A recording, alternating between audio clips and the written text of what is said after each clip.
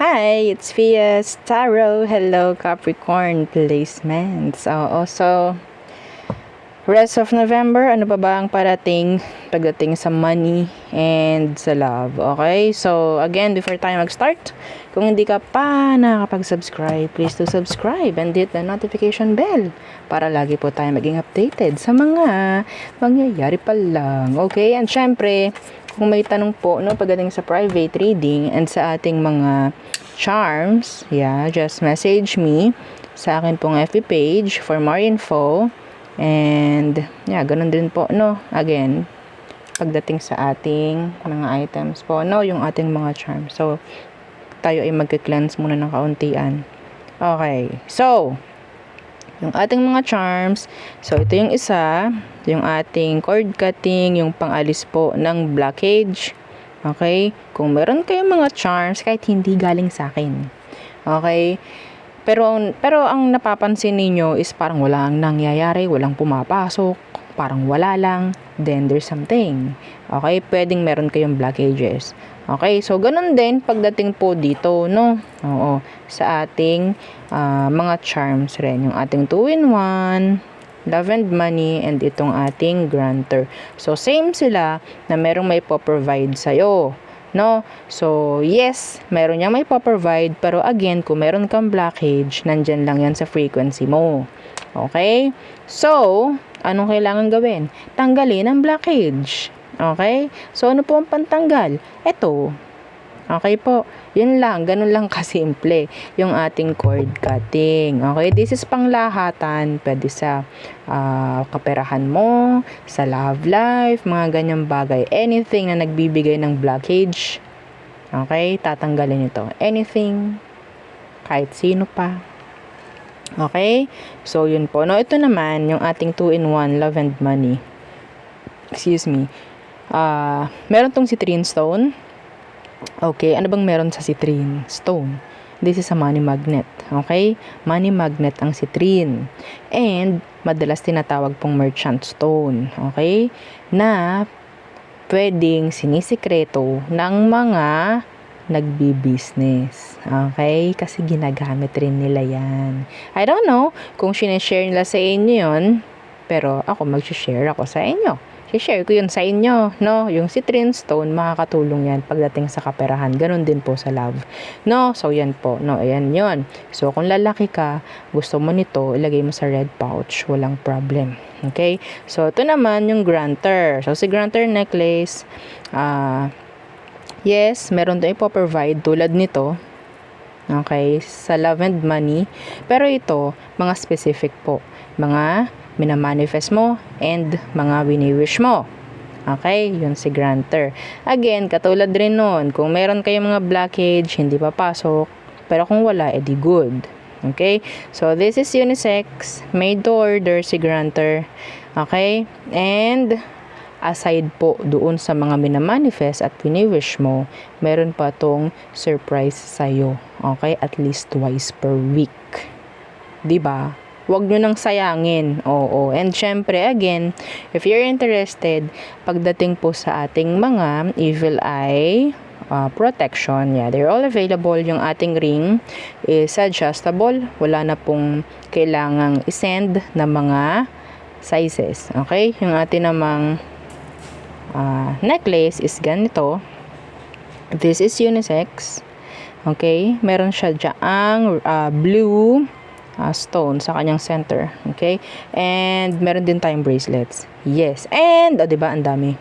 And, yung ating cleansing and recharging kit na napaka-importante, pagdating sa inyong mga charms, kahit hindi po galing sa akin yung charm, kung meron man kayo, kailangan nyo nun. Para hindi na kayo naghihintay ng full moon. Okay? Madalas. Paano kayo mag-recharge at mag-cleanse? Full moon. Di po ba? Sa full moon, itapat mo sa sinag ng buwan. Kailan ka pa makakapag-recharge? Kada may full moon lang. Ito, di ba? Matik. Nandyan na. 'Di ba? Hindi ka na para maghintay ng full moon. So, and yes, meron tayong bago o yung ating love spray, yung ating love perfume. So, kung kayo is interested, yes, just message me. Wag sa comment section. Wag po sa comment section. Yes. Para ma-avoid na rin na may mga scam, no? So, let's start the reading again. Don't forget to like, share, and subscribe. So, Capricorn, what's for you? Okay, what's coming in for you? Pagdating sa kaperahan. Okay, for the rest of November. Ano pa ba ang papasok? Ano pa ang meron? Ano pa? Tingnan natin, Capricorn. Sa iyong kaperahan. Ano pa ang parating? Okay. Oh. This is saying not today. Anong meron doon sa not today? Mami, i-clarify natin yan using tarot. Okay. What else? What else, Capricorn? Oh, may nakita ko dito, no. Anong meron? Parang meron kayong hindi dapat ituloy or something. Okay.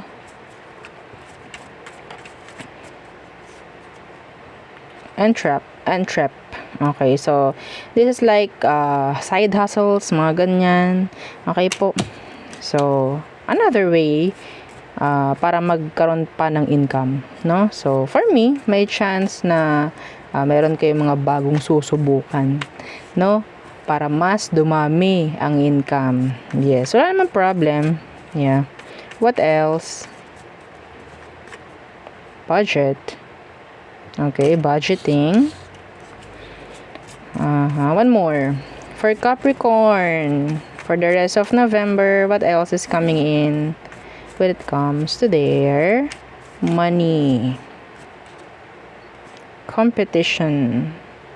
What's with that? Competition. Okay, deadline. May changes. Okay. So, medyo hassle lang nakikita ko. Hindi naman hassle. Medyo parang yung energy is like busy. No? Okay. Meron pa ditong work abroad. Anyway. So, let's see. Ano bang meron dito sa not today na ito? Oo.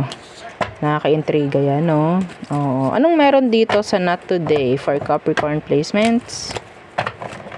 Anong meron? Yung iba po sa inyo, I'm hearing, yun nga, competition. So, may chance na pwedeng, if you're into business, pwedeng may mga makakalaban kayo, may mga bagong sisibol na naman dyan, no? So, yeah.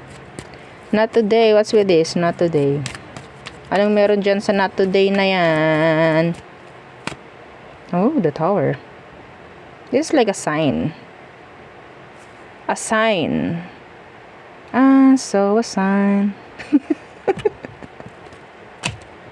Some of you, gawin yung gabay ito, ha? If there's this something na parang unusual, okay? Unusual, hindi naman laging nangyayari, hindi naman to nangyayari sa everyday routine ko. Gawin yung gabay. If ever. Okay, gawin yung gabay. Kung sakali man, parang may nag-cause ng delay, huwag niyong gawin. Huwag kayong tumuloy. Mga ganong bagay. Okay? Huwag niyong ituloy kung meron kayong deal. Mga ganyan. Some of you, hindi lang ito yung magandang sabihin nating, so siguro, bago matapos ang November, huwag ka munang kumuha or mag-commit. Okay? Ng mga patungkol sa kaperahan. Okay? So, siguro, yeah, ilang araw na lang naman. Yeah. Let's see. What's with that Tower? Yeah, wag muna. Ayan o, wag muna. Kung meron kayong mga something like bibilihin or pagkakagastusan, something like that, pagdating sa pera nyo, wag muna. Wag mo muna ibigay. Parang ganun. Ayan o. Pero kung nakaganyan, okay, go. Kung makikita nyo, 'di ba? Parang may binibigyan ito. Sinasabi ganyan. Kasi ang nakikita ko dito, parang magiging unfair, imbalance.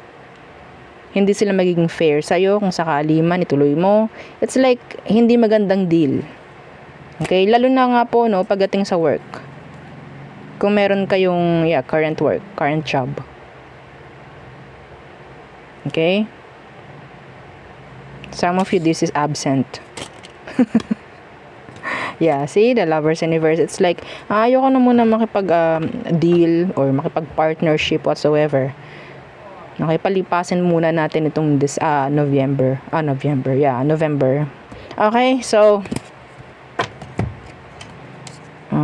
so budget, yeah, and trip. So, andun yung energy ng saving. Okay, pagsa-save. Yes, kasi hindi ganun ka smooth flowing. Pero anyway, gusto nyo naman ng competition, 'di ba? Gusto nyo yung parang yung hindi palagi nangyayari, 'di ba? May thrill. Yes. So, tayo ay tumungo sa tarot. So, ano pa bang meron bago matapos ang November for Capricorn placements? What else is coming in for Capricorn? Sun, Moon, Rising, Venus, North Node. Let's see what else is coming in for Capricorn placements for the rest of November. Yeah. Two of Swords in reversed. And the King of Wands. Okay, wag niyong hayaan na kayo ay parang didiktahan ng isang fire sign. Okay? Wag niyong, meron din ditong para ditong, parang energy is like, anong tawag doon? Power trip. Yeah. Para kasi may magpapaasa. Parang may magpapaasa. Okay, sige, ako na bahala sa ganito. Ganyan, ganyan. Okay, so, fire sign. Could be a fire sign or an air sign. Iwasan nyo yun. No? Iwasan nyo na may magdesisyon para sa inyo. At kayo na is maghihintay na lamang. Huwag nyong gawin. Ha? Okay? So, ano pa? For Capricorns. Okay, the Fool. Some of you, this is talking about a travel. Taking risk, if ever. What's with that Fool? Temperance. This is being patient. It's the energy na kanina nakita natin, yung not today. Okay, the same to. The same. Hindi mo kailangan mag-take risk. Like, kailangan mo munang isipin, pagdesisyonan kung ano man. Kasi if not, andun yung energy ng regrets afterwards. Okay, ano bang tinutukoy nito? Anong meron?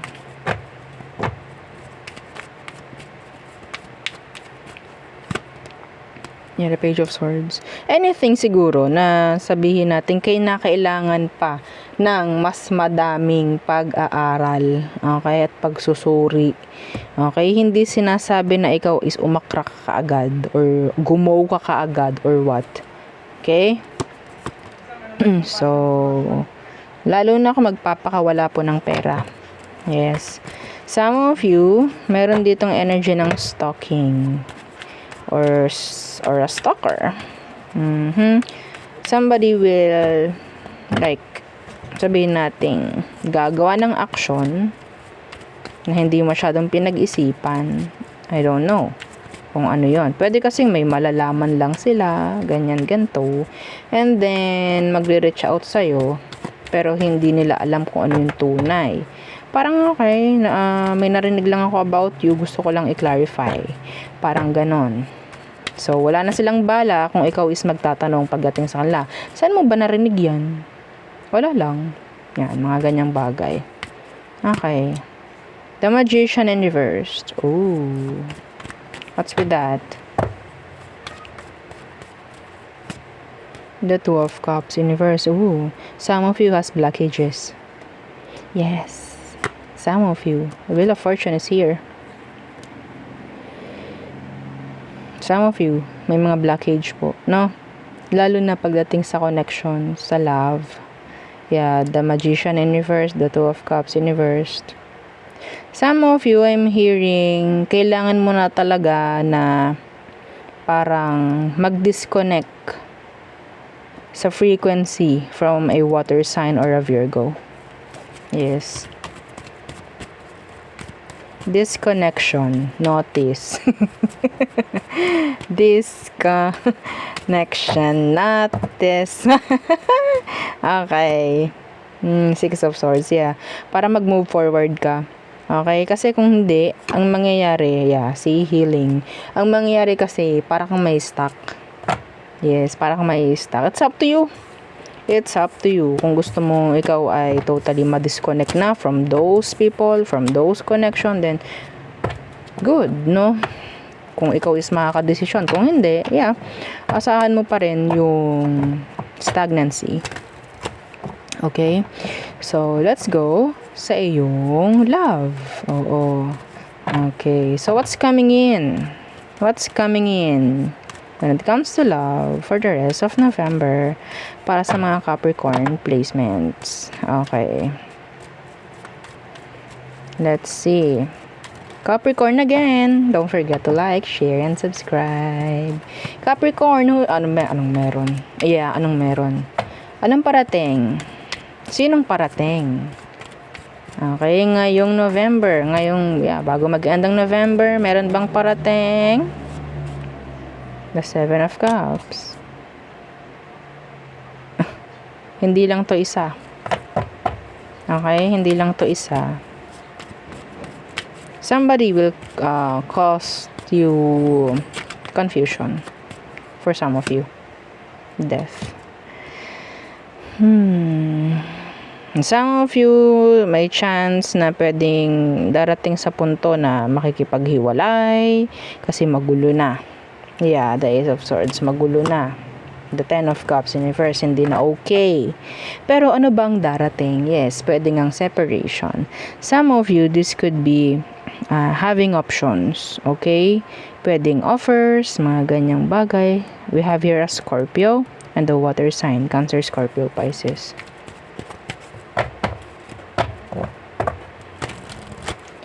So, ano bang meron? Anong kailangan mong malaman? Okay. Anong kailangan mong malaman? Kung ito man is yung pakikipag-end or pakikipag-separate, anong kailangan mong malaman, Capricorn? The Ace of Coins.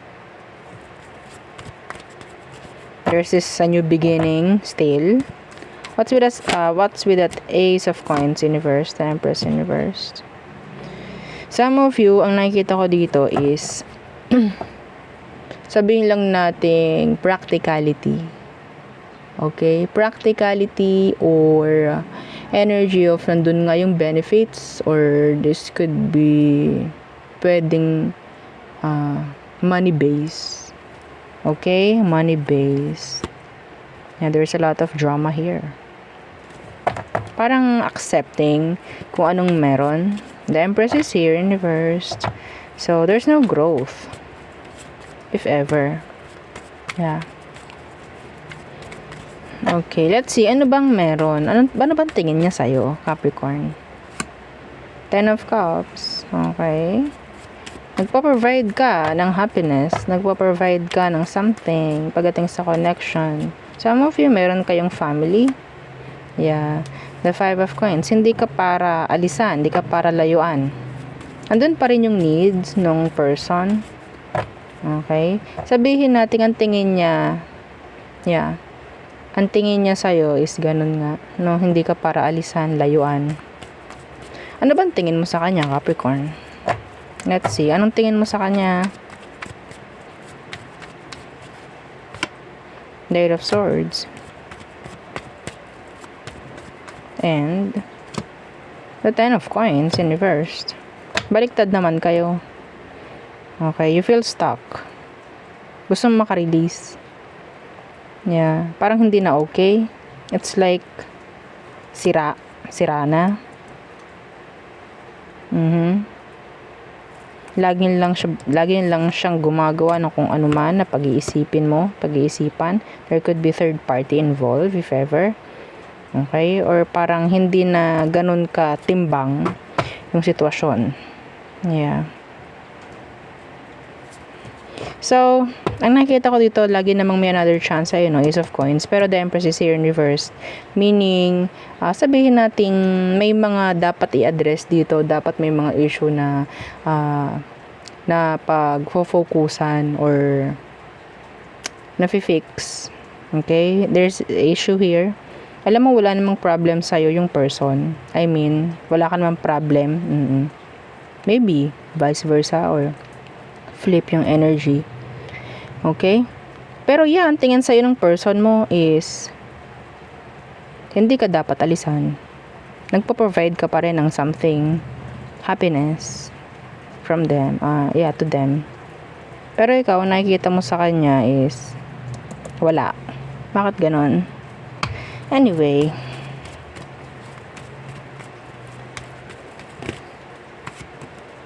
there's imbalance here. Kailangan magkaroon ng balance dito. No? So, the Six of Coins, this is an energy of imbalance. This could be, tawag dyan, one-sided connection. Yeah. Okay? So, dapat may mga fix. May mga ma-fix. Nabubulol ako. My gosh. Anyway, so there. Okay. So, tayo tumungo sa all signs for you, Capricorn. Yes, kung may darating man na ganun sitwasyon sa inyo, well, i-address nyo lang muna, i-pinpoint, maging transparent para magkaroon ng balance. Okay? So, Capricorn placements, all signs, Aries through Pisces. Again, don't forget to like, share, and subscribe. So, let's see. Aries, they're bitter. Taurus, they're dropping you. Gemini, wala pang ganun na plano. Si Gemini, parang naguguluhan pa rin siya sa situation. Cancer, they're moving forward. Some of them, they have plans pagdating sa'yo. So, Leo, they have secrets. Virgo, they're healing. Libra, they want another chance. Scorpio, they're choosing to stay. Sagittarius, they're being guarded, practical. Capricorn, they wanting conversation. Okay. Aquarius, there could be an energy of third-party involvement or pwedeng merong Aquarius na friend zone sa'yo. Pisces, okay, there's this energy of balance or maybe they want fairness, no, pagdating po sa inyong connection. Okay, so again, yun ang ating reading for you, Capricorn placements. Again and again. Yeah, don't forget to like, share, and subscribe and follow our FB page. And yung isa po nating YouTube channel na nasa description box below. Again, thank you. Goodbye.